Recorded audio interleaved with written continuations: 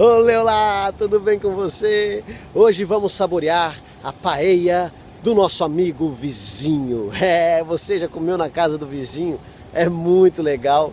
E ontem aconteceu isso e foi muito bom. Primeiro porque a paella, não sei se você já comeu, paella que é incrível, um prato muito bom, que é o mexidão com muitos sabores. E o mais legal foi que esse meu vizinho que preparou a comida, ele não sabia cozinhar antes. E ele começou a cozinhar, se apaixonou e começou a adorar tudo que fazia sentido com a cozinha e saber fazer pratos novos, saborosos. Eu falei, não, tem tudo a ver com a educação musical. Pois bem, ele estava ali fazendo essa paella impressionante, super difícil. E eu olhei para aquilo e falei, nossa, isso é muito difícil, né? Eu acho que vai demorar para eu aprender a fazer um prato como esse. Ele falou, não, Estevão, é simples.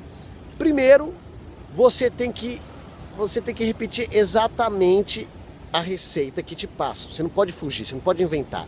Se você está começando, não sabe nada, você tem que repetir o que um grande chefe botou que é para fazer, né? Para você fazer uma paella muito boa. Não inventa, segue os passos, passo a passo.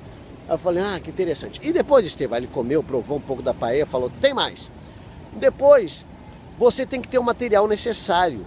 Eu falei, como assim? Não adianta você fazer esse prato numa panela normal. Aí ele mostrou a panela, uma panela grande, com um botijão de gás especial para fazer esse prato. E eu falei, tá, porque senão a comida dá errado, queima aqui no fundo, e aí você vai achar que você não cozinha, mas é porque você não tinha o material necessário.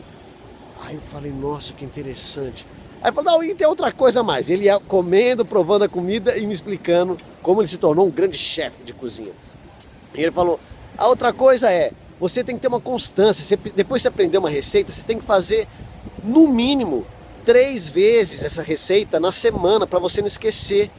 Eu falei, claro, quantas vezes eu fiz um prato e fui tentar fazer depois e ele tinha esquecido. Tipo, um bolo de banana que eu fiz, adorei, só que eu demorei 2 semanas para fazer de novo ele e já tinha esquecido e não ficou do jeito bom como eu tinha feito. Eu falei, cara, você tem razão.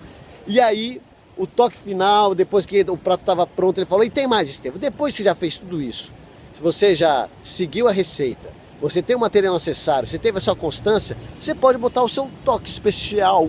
Merci beaucoup, très bien. Então você pode inventar a sua receita, botar o seu estilo, o tempero que você mais gosta. Eu botei a mão na cabeça e falei, cara, você acabou de fazer o caminho da minha educação musical, aqui explicando como você aprendeu a fazer uma paella, esse prato muito gostoso.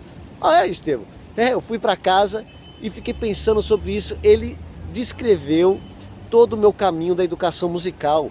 Primeiro, é a imitação, é quem você se espelha. Então, eu tinha grandes nomes da educação musical, como Lídio Ortélio, Orff, Kodály e Dalcroze, que eu me espelhei e fui fazendo exatamente o que eles faziam.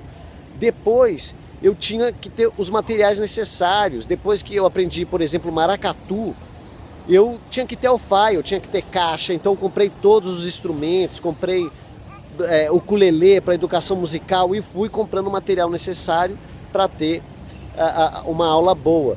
Depois eu tive constância, depois que eu fazia um curso nos Estados Unidos do Orff, eu chegava em São Paulo para fazer aula com meus alunos, eu aplicava exatamente a aula que eu tinha feito em São Francisco, no meu curso de educação musical, ou no curso de dança que eu tinha. Eu ia para Recife no carnaval, eu voltava do carnaval já ensinando todas as danças que eu tinha aprendido no carnaval. E depois, o 4º passo é o meu toque especial, a minha criação. E foi isso que aconteceu, tanto para cozinhar com esse meu amigo vizinho, tanto eu que comecei na educação musical. Então, esses são os pontos que você, professor, você papai, você artista, tem que ter na sua cabeça, os 4 pontos. Primeiro, a imitação. Segundo, os materiais necessários. Terceiro, a constância. E o 4º, a criação. Assim você faz o processo tanto da cozinha, que é saborosa, tanto da educação musical, das artes plásticas, da pintura, de tudo. Então foi isso que eu saboreei nesse sábado, que foi ótimo. Primeira coisa também, que é muito importante você fazer, é ficar em contato com seu vizinho, cara, que tem um cara muito legal do seu lado, que você não conhece, você tem que conhecer, e comendo um jantar, um almoço, é o melhor jeito de você conhecer o seu vizinho. Então faça isso, você vai trocar ideia com o seu vizinho e ele vai explicar para você o seu processo de música, cara. Foi muito impressionante. Então, muito obrigado por escutar essa minha ideia saborosa da paella com vizinho e se ligue nesses 4 pontos muito importantes para você desenvolver pessoalmente. Até mais, até as próximas ideias saborosas. Tchau!